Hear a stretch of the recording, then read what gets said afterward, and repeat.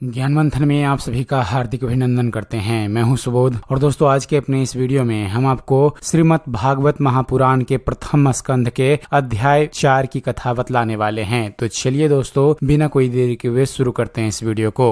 व्यास जी कहते हैं, उस दीर्घकालीन सत्र में सम्मिलित हुए मुनियों में विधावयो वृद्ध कुलपति ऋग्वेदी सौनक जी ने सूत जी की पूर्ववक्त बात सुनकर उनकी प्रशंसा की और कहा। सौनक जी बोले, सूत जी आप वक्ताओं में श्रेष्ठ हैं तथा बड़े भाग्यशाली हैं। जो कथा भगवान सुखदेव जी ने कही थी वह भगवान की पुण्यमयी कथा कृपा करके आप हमें सुनाइए। वह कथा किस युग में, किस स्थान पर और किस कारण से हुई थी? मुनिवर श्री कृष्ण द्वैपायन ने किसकी प्रेरणा से इस परमहंसों की संहिता का निर्माण किया था? उनके पुत्र सुखदेव जी बड़े योगी, समदर्शी, भेदभाव रहित, संसार निद्रा से एवं निरंतर एकमात्र परमात्मा में ही स्थिर रहते हैं। वे छिपे रहने के कारण मूढ़ से प्रतीत होते हैं। व्यास जी जब संन्यास के लिए वन की ओर जाते हुए अपने पुत्र का पीछा कर रहे थे, उस समय जल में स्नान करने वाली स्त्रियों ने नंगे सुखदेव को देखकर तो वस्त्र धारण नहीं किया, परंतु वस्त्र पहने हुए व्यास जी को देखकर कपड़े पहन लिए थे। इस आश्चर्य को देखकर जब व्यास जी ने उन स्त्रियों से इसका कारण पूछा, तब उन्होंने उत्तर दिया कि आपकी दृष्टि में तो अभी स्त्री पुरुष का भेदभाव बना हुआ है, परंतु आपके पुत्र की शुद्ध दृष्टि में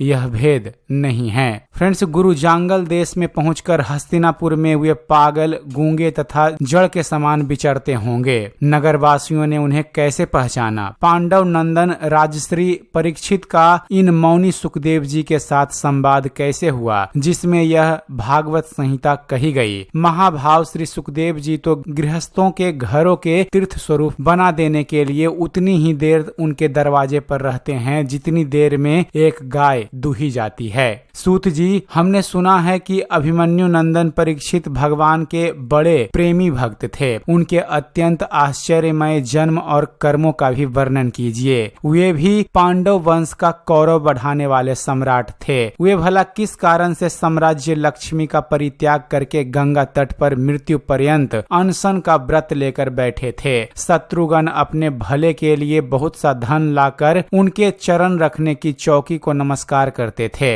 वे एक वीर युवक थे। उन्होंने उस दुष्यरज लक्ष्मी को अपने प्राणों के साथ भला क्यों त्याग देने की इच्छा की? जिन लोगों का जीवन भगवान के आश्रित है, वे तो संसार के परम कल्याण, अभ्युदय और समृद्धि के लिए ही जीवन धारण करते हैं। उसमें उनका अपना कोई स्वार्थ नहीं होता। उनका शरीर तो दूसरों के हित के लिए होता है। उन्होंने विरक्त होकर उसका परित्याग क्यों किया? वेदवाणी को छोड़कर अन्य समस्त शास्त्रों के आप पारदर्शी विद्वान हैं सूत जी, इसलिए इस समय जो कुछ हमने आपसे पूछा है वह सब कृपा करके हमें कहिए। तब श्री सूत जी कहते हैं, इस वर्तमान चतुर्युगी के तीसरे युग द्वापर में महर्षि पराशर के द्वारा वसु कन्या सत्यवती के गर्भ से भगवान के काला अवतार योगी राज व्यास जी का जन्म हुआ। एक दिन वे सूर्य उदय के समय सरस्वती नदी के पवित्र जल में स्नान आदि करके एकांत पवित्र स्थान पर बैठे हुए थे। महर्षि भूत और भविष्य को जानते थे। उनकी दृष्टि अचूक थी। उन्होंने देखा कि जिसको लोग जान नहीं पाते, ऐसे समय के फेर से प्रत्येक युग में धर्म संकरता और उसके प्रभाव से भौतिक वस्तुओं की भी शक्ति का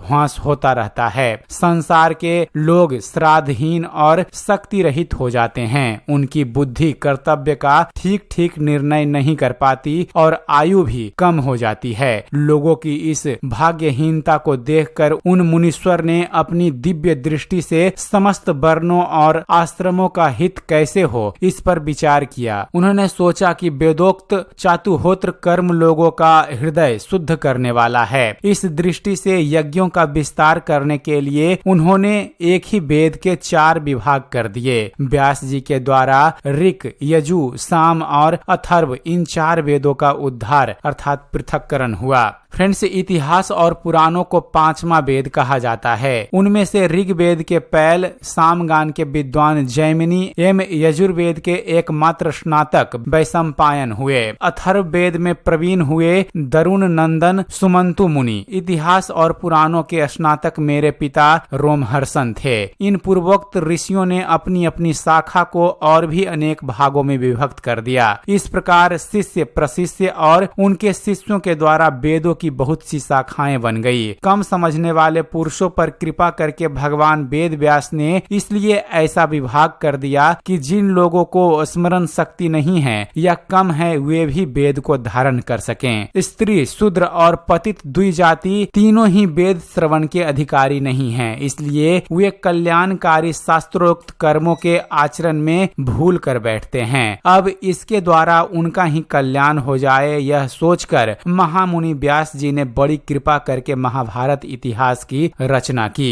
शौनक आदि ऋषियों यद्यपि व्यास जी इस प्रकार अपनी पूरी शक्ति से सदा सर्वदा प्राणियों के कल्याण में ही लगे रहे, तथापि उनके हृदय को संतोष नहीं हुआ। उनका मन कुछ खिन्न सा हो गया। सरस्वती नदी के पवित्र तट पर एकांत में बैठकर धर्मवेता व्यास जी मन ही मन विचार करते हुए इस प्रकार कहने लगे, मैंने निष्कपट भाव से ब्रह्मचर्यवादी व्रतों का पालन करते हुए वेद, गुरुजन और अग्नियों का सम्मान किया है और उनकी आज्ञा का पालन किया है। महाभारत की रचना के बहाने मैंने वेद के अर्थ को खोल दिया है, जिसमें स्त्री शूद्र आदि भी अपने अपने धर्म कर्म का ज्ञान प्राप्त कर सकते हैं। यद्यपि मैं ब्रह्म तेज से संपन्न एवं समर्थ हूँ, तथापि मेरा हृदय कुछ अपूर्ण कार्य सा जान पड़ता है। अवश्य ही अब तक मैंने भगवान को प्राप्त कराने वाले धर्मों का प्रायः निरूपण नहीं किया है। वे ही धर्म परमहंसों को प्रिय हैं और वे ही भगवान को भी प्रिय हैं। हो न हो मेरी अपूर्णता का